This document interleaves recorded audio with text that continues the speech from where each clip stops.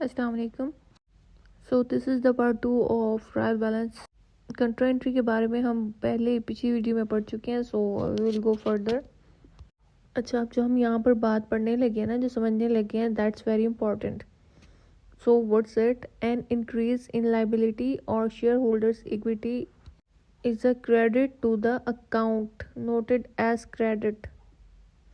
Like आपकी जो liability बढ़ती है या शेयर होल्डर्स इक्विटी बढ़ती है, क्योंकि ये एक क्रेडिट होता है, तो वो क्रेडिट गिना जाएगा। Decrease in liability is a debit. Like आपका जब भी लाइबिलिटी कम होगी तो वो डेबिट होगी। लाइक आपका जब भी कर्जा कम होने लगेगा तो हम उसको डेबिट करेंगे। जैसे हम कैश के बारे में, कैश बढ़ता था तो हम उसको डेबिट करते थे। अब यहाँ पे वाइस वर्सा चल रहा है, तो फिर जैसे हमारी लाइबिलिटीज़ बढ़ेंगी, कम होंगी, तो हम उसको डेबिट करेंगे, और जब लाइबिलिटीज़ बढ़ेंगी तब हम उसको क्रेडिट करेंगे। अच्छा, ट्रायल बैलेंस के बारे में हम पहले भी पढ़ चुके हैं कि that's a list of debit entries and credit entries, जो हम बिजनेस में इंटरनली ऑडिट के लिए यूज़ करते हैं for double entry book system. Like double entry में जिसमें डेबिट और क्रेडिट यूज़ होते हैं।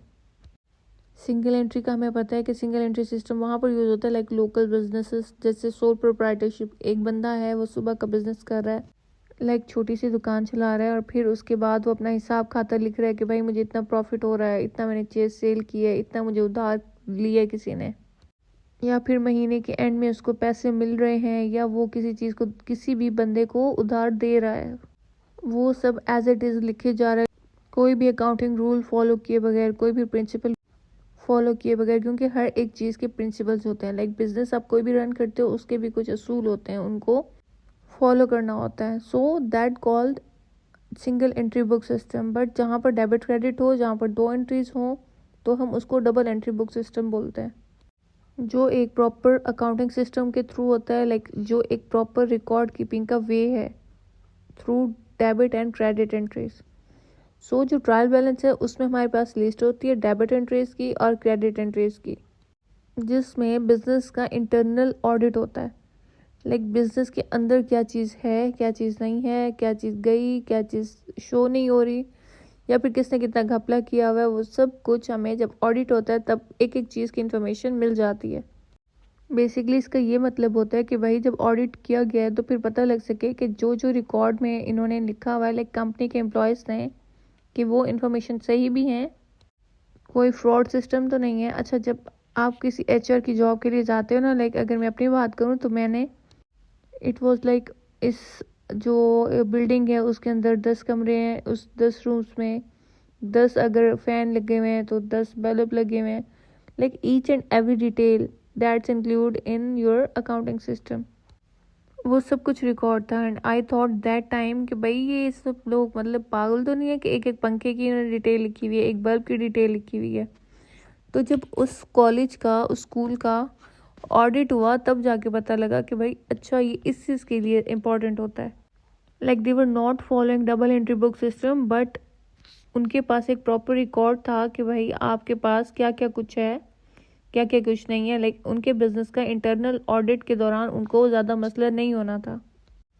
ये बात जाके उस टाइम तो समझ नहीं आई, बट तो उसके थोड़े टाइम बाद जब अकाउंटिंग के ऊपर फोकस किया, तब जाके समझ आया कि अच्छा एक एक चीज़ का रिकॉर्ड करना, यानी लिस्ट में एक एक चीज़ डालना, प्रॉपर एसेट, प्रॉपर लाइबिलिटीज़, जो एक सिस्टम होता है उसके थ्रू सारा रिकॉर्ड प्रोवाइड करना, that's very necessary for audit. Like auditor जब भी आपके स्कूल, कॉलेज, आपके किसी भी बिजनेस को विजिट करेगा, तो आपको वो जो आपने रिकॉर्ड कीपिंग बुक बनाई होगी, वो आपको उसको प्रोवाइड करनी होगी। अच्छा, इस तरह की रिकॉर्ड कीपिंग के बहुत से फ़ायदे होते हैं। लाइक आपको एक तो ये पता चल जाता है कि भाई कोई फ्रॉड हो रहा है कि नहीं हो रहा। दूसरा, आपके जो एम्प्लॉयज़ हैं वो आपके साथ तो सिंसियर हैं या कोई घपला हुआ है। Like each and every detail आपको, जब आप टैक्स फाइल करेंगे तब आपको आपका प्रॉफिट, आपका लॉस, एक एक चीज़ आपको शो हो रही होगी, और आपको उस टाइम परेशान होने की ज़रूरत नहीं होगी, बिकॉज आपके पास सारी डिटेल फाइनल हुई हुई होती हैं। So quick book point of view से भी और एजुकेशनल पॉइंट ऑफ व्यू से भी, आप जब भी कोई भी ट्रांजेक्शन को फाइल करते हो, कोई भी ट्रांजेक्शन को रिकॉर्ड करते हो, so you must have to start with journal like journal entry, then उसके बाद जर्नल एंट्री के बाद आपको उसका लेजर, फिर ट्रायल बैलेंस। और ट्रायल बैलेंस में हमने पढ़ा है कि हमें जो डेबिट और क्रेडिट की एंट्रीज होती हैं उनको प्रॉपर रिकॉर्ड करना होता है।